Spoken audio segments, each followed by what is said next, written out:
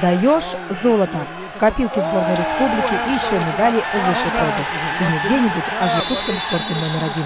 Первую победу завоевал Георгий Кычкин из Ангинского улуса весовой категории до 32 килограммов. А второе золото у Зои Колотовой. Правда, она в финале вынуждена была встретиться с нашей землячкой Викторией Гороховой, которую положила на туше. Золотая медаль оказалась для Зои почти сюрпризом, так как она занимается этим видом спорта всего 3-й месяц. Слезы счастья и радости на лице белокурой вольницы. Первым делом Зоя звонит матери.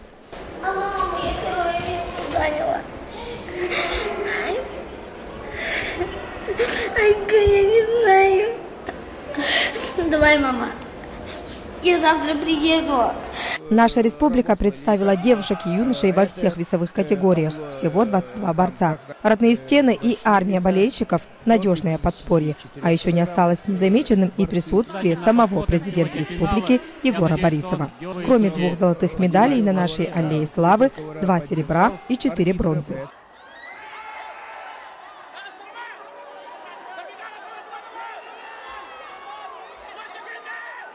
В весовой категории до 54 килограммов якутяне ждали только золото. Наш борец Эрхан Саркомов уверенно дошел до финала. Во втором круге с захватом руки головы сделал опасный и эффективный прием. В итоге у соперника из Казахстана произошло ущемление сонной артерии.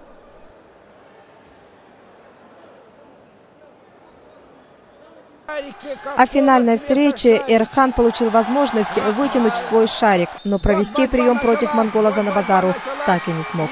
Да, обидно. А ведь медаль была так близка. Вот что сказал по этому поводу Степан Саркомов, отец и секундант Эрхана.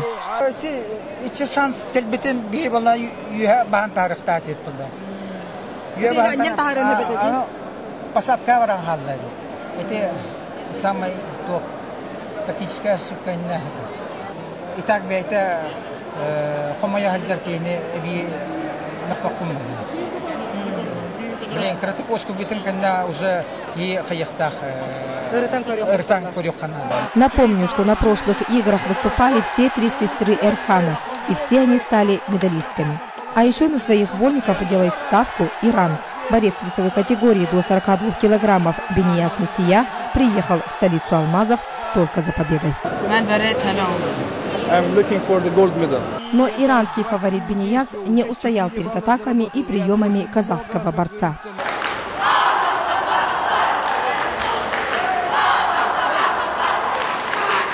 Представитель борцовской державы проиграл эту схватку, а Сейджан Нуржан завоевал первое весомое золото на международной арене. Соперник очень достойный, его никак нельзя было переоценивать. Знаю, что в Иране одна из сильнейших школ вольной борьбы в мире. Я горжусь этой победой, ведь я принес своей стране золото. И журналисты, и специалисты в один голос говорят, что нынешние вольники подготовлены как никогда. Некоторые представительницы слабого пола могут дать бой даже ребятам. Среди отличившихся спортсмены Московского округа, Казахстана, Монголии и Азербайджана. Они знают, что здесь золото вращают, вырабатывают. И они даже завоевывают. Мы им верим. Им лишние слова не надо. Потому что Азербайджан в мире одним из лучших команд. Мир они вторым все время после России. Поэтому им что-то объяснять. Они уже с детства знают. Сейчас последним годом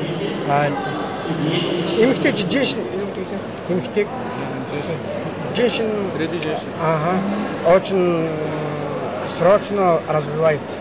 А судьи кто, спросите вы? Отвечаем. Встречи судят всего около 40 специалистов. Главный судья, хорошо знакомый нам Салтан Засеев, который приезжает в Якутию из Перми несколько раз в год. Так только на Гран-при Коркина он 4-жды возглавлял состав арбитров. А в играх «Дети Азии» у него уже повторная миссия главного судьи. А здесь за каждое движение боишься, чтобы травмы не было. Вот из-за этого Федерация вольной борьбы Саха-Якутии решили, чтобы были все судьи международной категории. Достигнутые победы на ковре и красивую борьбу вольников можно еще долго смаковать. Но завтра, я надеюсь, тоже будет о чем поговорить. Уже ранним утром соревнования продолжатся для девушек и юношей, уже в 8 весовых категориях. То ли еще будет. Миркляна Егорова, Джур Березкин, НБК Саха, их